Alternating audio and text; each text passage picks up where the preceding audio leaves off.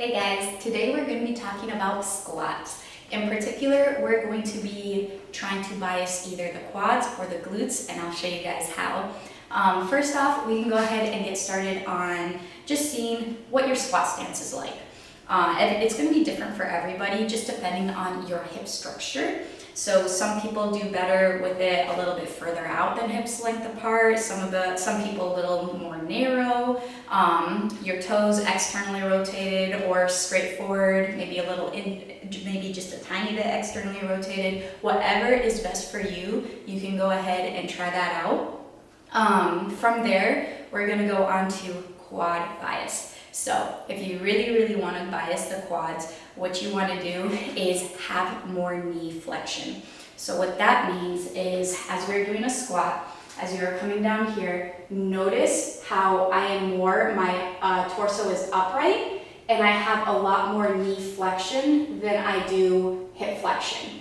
So from here, coming back up, one big limiting factor that I have personally, and a lot of people do, is the ankle mobility. I don't have the best ankle mobility. So this is where elevating your heels will help. And you don't need little blocks or anything like this. You can use plates. If you're at home, you can use a book. Just something to elevate those heels to take out the limiting factor of poor ankle mobility. So from here, this is going to be a lot easier for me to keep that upright torso, coming all the way down, keeping that neutral spine. Look how much knee flexion that I have right here. Coming up, that's going to be all quads here. Coming back down and up, feeling that all in the quads. Now, if we want a glute focused squat, what we're going to be doing is not necessarily ass to grass, but we're going to go about parallel.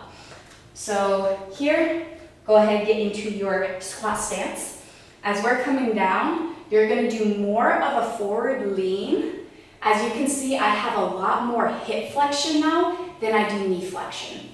Not too much knee flexion, a lot of hip flexion. So from here, squeeze the glutes and get you up. So there is a thing of too much range of motion for specifically what you want to target. If you want to target the glutes, coming down here, this is perfect. Right about here, squeeze the glutes to get you up. You have a lot of tension in the glutes. Now let's say I wanted to go further down. Look what happens. I start to get a butt wink. When I do that, all the tension is gone from my glutes. So sometimes too much range of motion is not the best.